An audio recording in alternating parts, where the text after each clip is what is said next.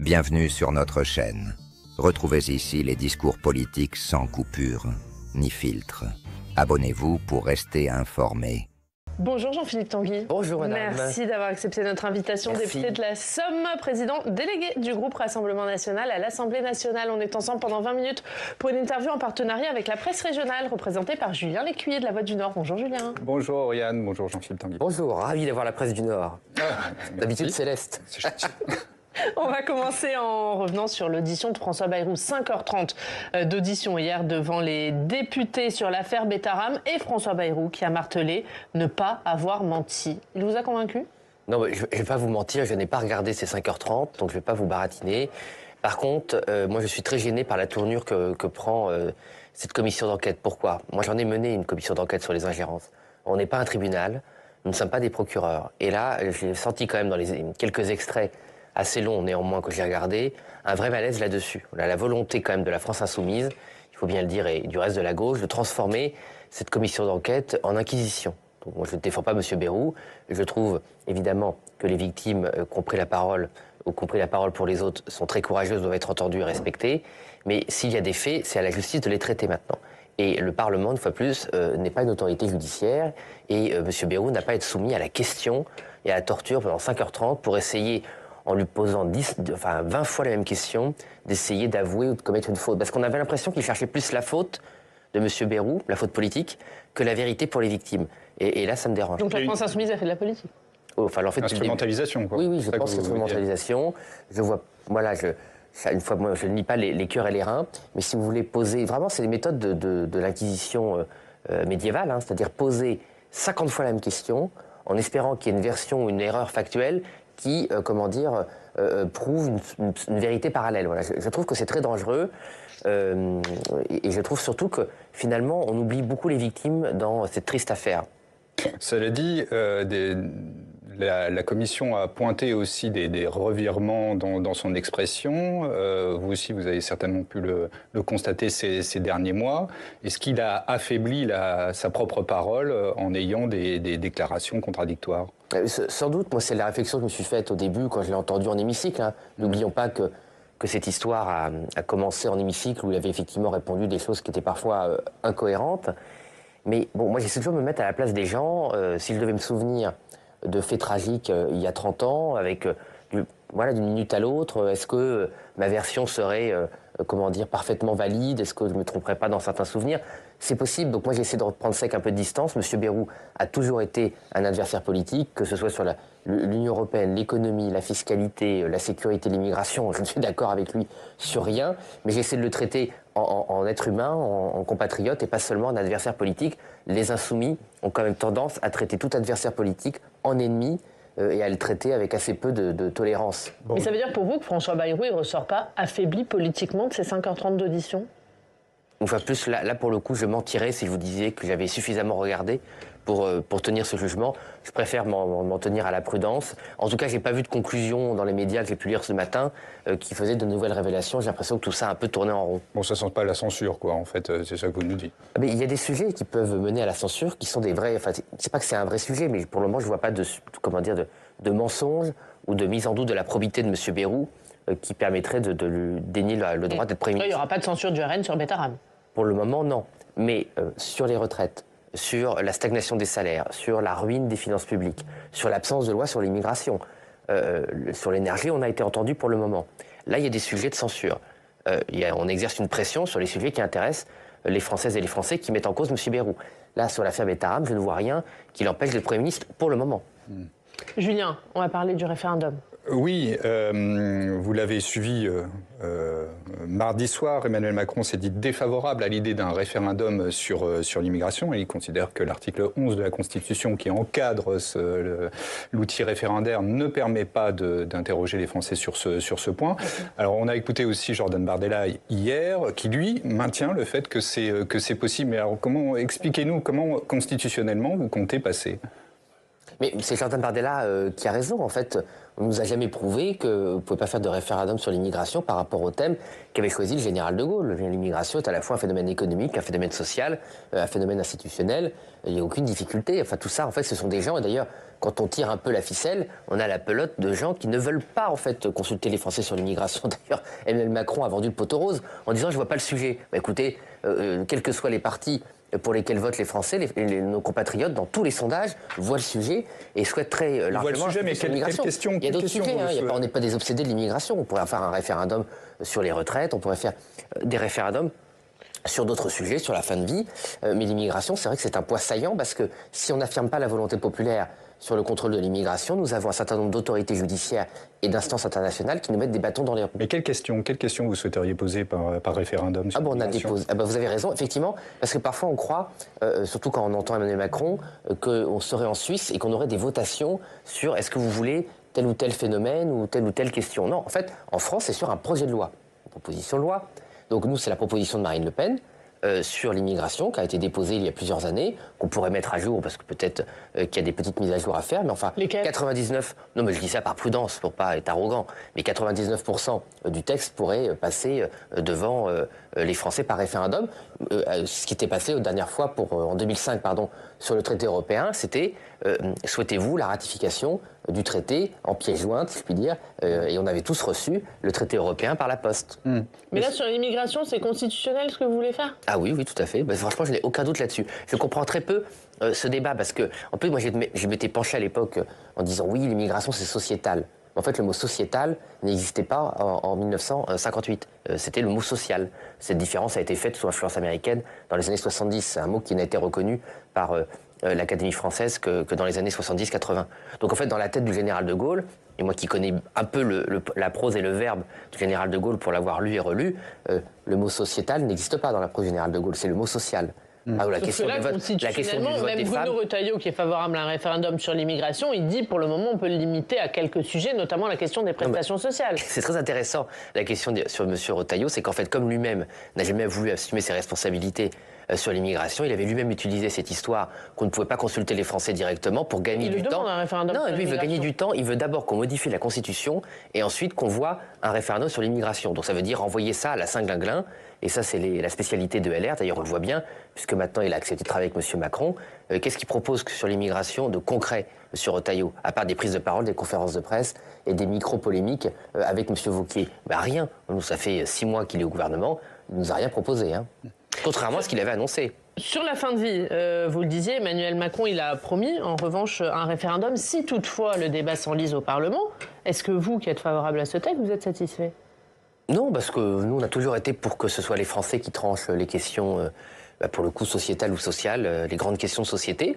Donc nous, on aimerait bien qu'on aurait pu avoir un référendum sur... donc là, vous êtes satisfait avec ce que dit Emmanuel Macron, qui dit que si le débat s'enlise au Parlement, il y aura un référendum sur la fin de vie. Écoutez, personne n'a obligé Emmanuel Macron, lors des vœux, à annoncer que les Français seraient enfin consultés par référendum. Cinéma qui nous a fait quand même, vous reconnaîtrez, plusieurs fois depuis 7 ans. Et à chaque fois, c'est déceptif. À chaque fois, on est déçus. Et je vois bien sur le terrain, où il n'y a pas grand monde qui attendait quelque chose, enfin certains qui attendaient la prise de parole d'Emmanuel Macron, pensaient qu'on aurait enfin un référendum. Donc c'est dommage, parce qu'effectivement, on a déjà eu un débat assez long à l'Assemblée nationale sur la fin de vie, ça a été repris à zéro. Pour vous, il faut faire référendum avant la fin des débats au Parlement ? Moi, j'aurais préféré un référendum avant, oui. Donc là, on suspend les débats parlementaires et référendum ? Oui, on aurait préféré, oui. C'est ce que vous demandez ? Quand vous dites on, c'est qui ? Parce que Marine Le Pen, par exemple, elle est opposée au texte. Oui, elle est opposée au texte, mais elle était pour le référendum. Même s'il débouche, ce qui devrait être le cas. C'est le sens du référendum. Sur le fait que nous, les Français sont favorables au texte. Nous, on respecte les Français, mais ça aurait été l'occasion pour Marine Le Pen et Jordan Bardella d'expliquer clairement leur position, de convaincre sans doute avec leur force morale les Français de leur position. Mais ça aurait fait un débat clair, parce que le risque aussi de ce qui se passe à l'Assemblée, c'est que le texte, moi-même qui veux le voter, soit dévoyé avec la fin d'un certain nombre de garde-fous, aussi bien pour les soignants que pour les patients, et pour ceux qui sont d'une souffrance telle qu'ils pensent devoir recourir à cette extrémité, rendre le texte impossible à voter. Voilà. C'est vrai que moi je m'inquiète de certains abus qu'on voit à l'Assemblée nationale. Hier, on a eu une volonté de faire de faire rentrer des associations à l'école pour expliquer la fin de vie. Enfin, je ne vois pas trop ce que cela vient faire dedans. Une volonté aussi d'obliger les soignants comment dire, à pratiquer ou à être formés à la fin de vie alors qu'ils ne veulent pas le faire. Bon, moi qui suis pour la fin de vie, je suis totalement contre ces mesures excessives et extrémistes. Donc vous ne savez pas encore si vous voterez pour ou contre ce texte, ça va dépendre de ce qu'il y a dedans. Moi je suis pour le principe de la liberté de choisir sa fin de vie et pour le principe du suicide assisté. Mais je ne suis pas pour une loi sans garde-fou et surtout pour ne pas respecter la liberté des soignants. Moi, mon choix personnel, il se fonde sur la liberté. Donc je ne peux pas demander la liberté pour les patients et l'absence de liberté pour les soignants. Mais votre vote, il est acté ou pas pour le moment, il n'est pas acté. Mais cela dit, de ce que je crois comprendre de votre propos, vous êtes au final assez d'accord avec le président de trancher s'il y a enlisement. Là, ce que vous êtes en train de nous dire, c'est qu'il y a enlisement. Il y a détérioration. Il n'y a pas spécialement enlisement, ça va pas spécialement lentement, mais il y a une détérioration du texte. Et comme en fait, les macronistes sont très peu présents depuis la nouvelle législature, il faut bien le dire, on a une surmobilisation du groupe RN et de la gauche. Malheureusement, le nombre de députés RN est inférieur au nombre de la gauche coalisée. Et donc, si les macronistes et les partisans de M. Wauquiez et M. Retailleau sont absents, c'est difficile de limiter le pouvoir toxique de la gauche. Parmi les annonces d'Emmanuel Macron, mardi soir, il y a loué des places de prison à l'étranger pour lutter contre la surpopulation carcérale. Selon Le Figaro, ce projet il concernerait les détenus étrangers qui seraient transférés dans des pays de l'Est. Est-ce que vous soutenez cette idée ? Si on s'oriente vers cette possibilité, ça change un peu la nature du choix, parce qu'au début, on a l'impression que des détenus français allaient être envoyés à l'étranger, les privant de leur famille. Bon, moi, je suis pour condamner les gens à la prison, je ne suis pas pour les condamner à ne plus voir leur famille. Donc, bon, si ça concerne des détenus étrangers qui peut-être n'ont pas de famille en France ou qui sont par exemple des clandestins et donc qui n'ont pas non plus de famille en France, ça peut s'entendre. Enfin, c'est quand même... En tout cas, ça peut se discuter. Donc, dans ce cas, vous soutiendrez ? Non, ça peut se discuter. Mais c'est quand même tragique pour notre pays d'avoir recours à ces méthodes, alors que la France a les moyens d'avoir des prisons dans des délais raisonnables. Des moyens dans des délais raisonnables, c'est une question. Gérald Darmanin citait le calendrier de 7 ans pour construire une prison de façon générale. Donc on va dire que si on veut résoudre plus rapidement la surpopulation carcérale qui est dramatique dans ce pays, est-ce que ça vaut pas le coup quand même d'étudier des solutions alternatives ? On peut étudier, on n'est pas doctrinaire et on n'est pas pour la politique du pire. Donc on peut, nous, de toute façon... Non, mais en revanche, vous êtes pour une politique de sévérité. Oui, tout à fait. De la justice. Ce qui voudrait dire potentiellement plus de gens envoyés en prison. Comment vous faites du coup ce qui aggrave la surpopulation carcérale à place égale ? C'est-à-dire déjà, nous, on n'est pas d'accord avec le calendrier de 7 ans. Bon, d'ailleurs, il est faux, parce que s'il y avait eu 7 ans, il y aurait beaucoup plus de places de prison. Aussi bien le programme de Nicolas Sarkozy que de Mme Taubira, que de M. Macron, qui gouverne depuis 7 ans, n'ont pas été exécutés, aucun des 3 programmes de construction de prison. Donc en fait, ce délai est une excuse. En réalité, un certain nombre d'influences au ministère de la Justice et contre la prison. Moi, je me souviens quand je faisais mes études à Sciences Po, on avait une association qui s'appelait le Génépi, qui est une association qui était contre l'incarcération par principe, contre la prison par principe, dans la grande tradition foucaldienne. Et ces gens, souvent, allaient au ministère de la Justice, voulaient infiltrer le ministère de la Justice pour, exercer leur idéologie anti-prison. Ils le font malheureusement avec beaucoup d'efficacité. Par ailleurs, ces délais, on peut les réduire, parce que c'est essentiellement de la bureaucratie, de la paperasserie. On a réussi à le faire pour Notre-Dame. Je pense qu'on pourrait le faire pour beaucoup d'infrastructures importantes. On en parlait avec la 69. J'ai vu avant que j'arrive ce délire judiciaire sur la 69, mais qui malheureusement est caractéristique de notre pays, où tout prend un temps fou, où la paperasserie bloque tout, la bureaucratie bloque tout, avec aussi des surcoûts. Donc on pourrait aller beaucoup plus vite. Mais on a un peu du mal à comprendre votre réticence sur cette proposition. Mais parce que moi, je suis un souverainiste. J'ai pas envie que la France ait besoin de pays étrangers pour exercer sa justice souveraine. Enfin, c'est quand même une dégradation de l'image de notre pays et de nos moyens qui est considérable. J'ai pas envoyé les détenus à l'étranger parce que mon pays est incapable d'exercer sa justice. Enfin, qu'en dirait-on si la France louait ses prisons à l'étranger ? On se dirait, c'est quand même pas terrible, voilà. Bon, non, mais sauf que le RN était le premier à dire que les détenus étrangers ils contribuent à la surpopulation carcérale et que du coup il faudrait les expulser pour mais j'ai nuancé, vous avez raison, madame. La surpopulation carcérale. Vous avez parfaitement raison, c'est pour ça que j'ai nuancé ma réponse quand vous m'avez informé que des précisions que j'ignorais ont été apportées sur la nature de cette proposition. Comme M. Macron l'a évoqué avant-hier, c'était pas du tout ce qu'il avait dit. Donc une fois plus, on n'est pas pour la politique du pire, on regarde les projets pour ce qu'ils sont, on n'a pas d'opposition de principe sur ce sujet, mais c'est quand même une reconnaissance que les gouvernements, depuis M. Sarkozy, je le regrette, n'ont pas construit les prisons qui avaient été promises aux Français. C'est toujours pareil, c'est-à-dire qu'aux élections, nos adversaires piquent le programme du Rassemblement national, jouent les gros durs pour nous prendre des voix et trompent les Français, c'est dommage. Est-ce que vous voterez la loi qui donne plus de pouvoir aux polices municipales, ce qu'a dit Emmanuel Macron, d'aligner On l'a toujours proposé, une fois plus tout ça. Nationale. Voilà. De toute façon, toutes les propositions d'Emmanuel Macron pour durcir les lois viennent du programme de Marine Le Pen. Donc si ça vient de notre programme, nous on le vote. Malheureusement, souvent, ce sont plus des demi-mesures que des programmes complets et cohérents. Mais une fois plus, nous on refuse la politique du pire, contrairement à la gauche qui est malheureusement dans la radicalisation et dans l'obstruction. Nous on refuse la politique du pire. Donc dès que ça va un peu dans le bon sens, on prend. Sur le budget, Julien ? Oui, là où, à mon avis, il n'a pas été piqué des mesures chez vous, c'est sur l'idée d'une conférence de financement pour revoir le modèle social. Alors c'est vrai que, sous-entendu, on sent poindre l'envie d'une TVA sociale. Qu'est-ce que vous pensez de cette proposition ? C'est vraiment le magasin, le musée des horreurs de Bercy, quoi. Il y a la TVA sociale, Bercy le veut depuis 20 ans, depuis 2007, et c'est toujours de l'imposer dans le cerveau des dirigeants. Ça vient aussi de l'Union européenne qui est très favorable à ce genre de mesures. Nous sommes contre. La TVA, c'est l'impôt le plus injuste.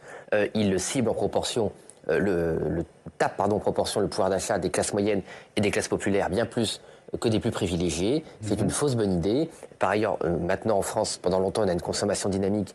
Comme aujourd'hui, on a un phénomène de déconsommation, y compris sur des produits de première nécessité, y compris des produits d'hygiène, qui est très inquiétante. Donc au lieu de vouloir toujours taper et taxer les Françaises et les Français, on devrait se comprendre pourquoi il y a une crise du pouvoir d'achat. On n'en a pas beaucoup parlé avec M. Macron, c'est dommage. Et surtout, il faut faire des économies, parce que augmenter encore les impôts, la TVA, c'est le principal impôt qui touche les Français avec la CSG, donc c'est encore les taxer, encore leur gratter de l'argent. Et franchement, où sont les propositions d'économie structurelle ? Mais vous-même, vous appelez à une réforme de la TVA. Comme vous le dites, elle est injuste à l'heure actuelle. Donc il faut la revoir. On veut la baisser. C'est-à-dire que nous, on pense que c'est injuste, donc on veut la baisser. M. Macron, il pense que c'est formidable, sur certains produits, il veut l'augmenter. Oui, sur les produits de première nécessité et sur l'énergie, c'est-à-dire des produits de première nécessité. Pourquoi est-ce qu'on voulait baisser l'énergie qui est à 20% et pas à 5,5 comme le pain ou l'alimentation ? C'est qu'on considère que l'énergie est un produit de première nécessité. Et ceux qui nous écoutent le savent bien que sans énergie, c'est difficile de vivre. Mais donc, pourquoi être défavorable à l'idée d'une conférence sur le financement du modèle social dès lors que ça appelle à des négociations et justement à l'ouverture peut-être de nouvelles pistes sur la TVA ? Parce que je sais comment ça va finir avec des hausses. On le sait déjà. C'est pour ça. De toute façon, le but de la manœuvre, c'est de financer le déficit. Donc, finance pas le déficit en baissant les impôts. Sauf s'ils ont des mesures magiques de baisse des dépenses. Mais moi, je suis en lien, comme avec Mme de Montchalin et M. Lombard, à Bercy assez régulièrement. J'ai toujours pas eu de réforme structurelle. Puisqu'on parle de pouvoir d'achat, vous souhaitez réformer l'épargne réglementée. Expliquez-nous. Oui. C'est-à-dire que nous avons découvert avec mon collègue François Jolivet que les épargnants français étaient en fait très mal protégés, contrairement à un lieu commun. Il y a 900 milliards d'épargne réglementée, classe moyenne et classe populaire, et cette épargne n'est pas protégée contre l'inflation. Jusqu'à une réforme de 2018, la formule de calcul des intérêts de l'épargne permettait de protéger contre l'inflation. Un certain nombre de grandes banques ont voulu avoir accès à ce produit. Comme par hasard, je n'ai pas réussi à le prouver, enfin le hasard fait bien les choses pour les banques, la formule de calcul des intérêts a changé suite à l'ouverture du livret A et du livret de développement durable aux banques commerciales, et donc l'épargne n'est plus protégée. Donc c'est quand même, pour les années 2021 à 2023, c'est quand même 300 milliards de pouvoir d'achat qui a disparu dans la nature parce que cette épargne n'est pas protégée contre l'inflation. Mais comment ? Ça veut dire que les Français qui épargnent, ils perdent ? C'est-à-dire que facialement, c'est un phénomène un peu compliqué pour les profanes de la finance. Facialement, votre épargne, elle est protégée. Si vous mettez 1 000 euros en 2021, vous avez toujours 1 000 euros. Vous avez un peu plus avec les intérêts en 2023, mais en fait ces intérêts sont inférieurs à l'inflation et donc vous avez perdu du pouvoir d'achat. C'est-à-dire qu'en pouvoir d'achat réel, il vous reste 980 euros. Donc il faut revenir à des formules plus solides. Et surtout, en fait, derrière cela, il faut financer des activités rentables parce qu'en fait, on demande aux épargnants des classes populaires et des classes moyennes de financer des causes d'intérêt général qui doivent être financées, le HLM, le financement des collectivités territoriales, mais par nature, ça rapporte rien. Alors que si on finançait l'économie réelle sans risque, évidemment, avec un financement tellement diversifié qu'il nous protégerait contre les aléas du marché, eh bien, on pourrait mieux rémunérer les épargnants. Alors, il ne s'agit pas de promettre le Pérou ou de promettre l'impossible, mais on pourrait les rémunérer à 0,5, 1 point de plus que l'inflation, et tout le monde serait content. Parce que parallèlement, ce que d'ailleurs disait Arnaud Montebourg au Sénat la semaine dernière, l'économie française est sous-financée. Donc on a en tout 6 000 milliards d'épargne, et on a une économie qui est sous-financée, c'est pas normal. Julien, on va parler de Vladimir Poutine. Oui, puisque on l'a appris hier, il ne se rendra pas en Turquie, mais une délégation russe sera bien présente pour négocier avec Zelensky. Cela dit, cette absence de Vladimir Poutine à Istanbul, pour vous, c'est le signe qu'il ne veut pas la paix?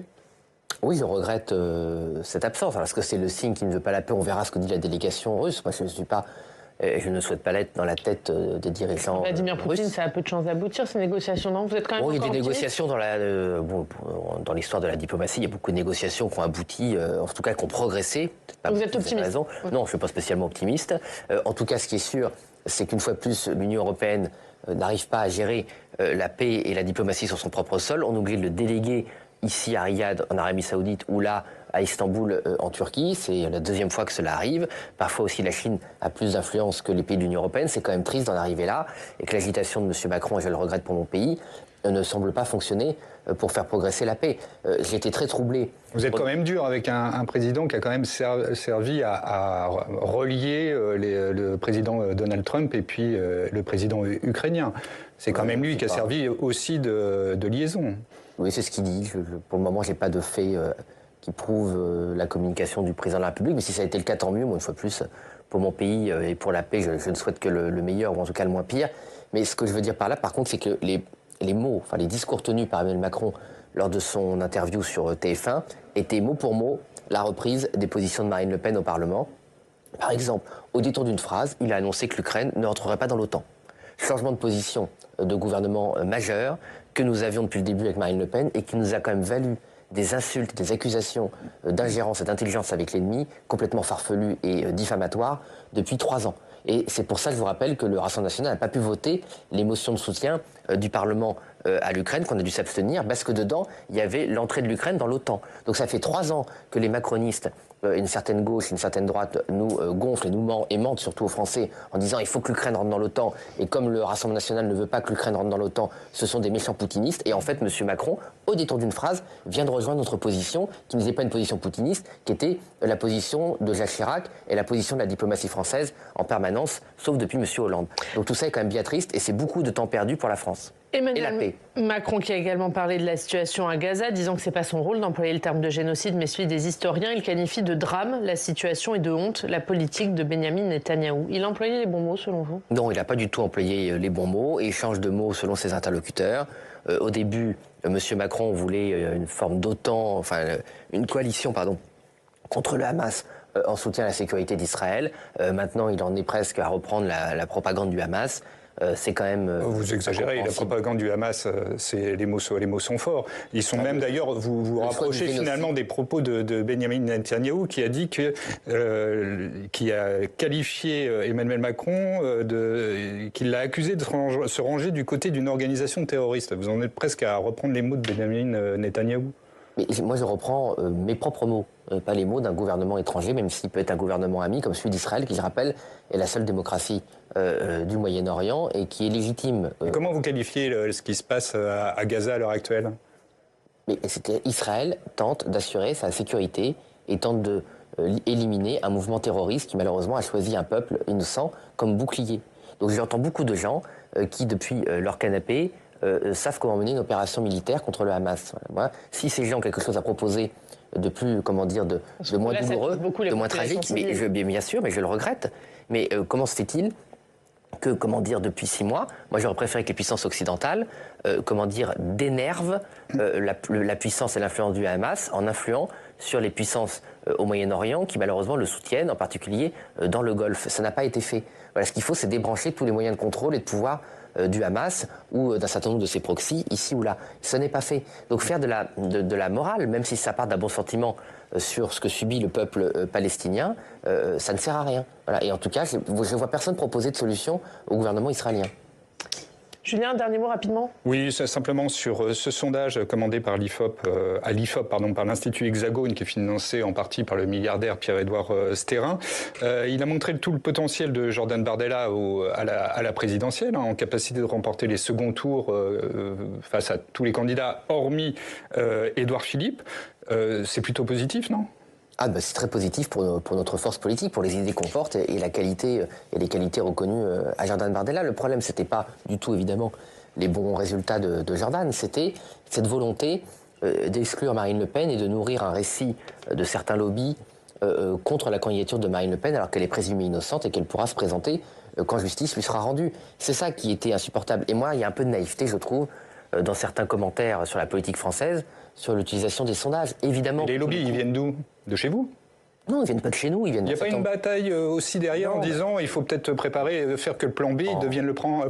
C'est justement ce récit que je dénonce. Le parti est 100% mobilisé derrière Marine Le Pen. C'est notre candidate naturelle. C'est elle, par ailleurs, qui a choisi et légitimé Jordan Bardella il y a très longtemps. C'est d'ailleurs la seule personnalité politique avec autant d'influence active, je n'ai pas d'autres souvenirs, qui, alors que son influence politique était majeure, a choisi un dauphin et lui a donné beaucoup d'influence. Ce qui prouve d'ailleurs la qualité de Marine Le Pen, parce que malheureusement, trop d'hommes et trop de femmes politiques passent leur vie à refuser toute qualité interne, tout talent interne, par peur que ça leur fasse de l'ombre. Marine Le Pen, elle, a montré qu'elle avait suffisamment confiance en elle pour avoir des talents auprès d'elle. Et on a la chance d'avoir ces talents. Merci d'avoir regardé cette vidéo.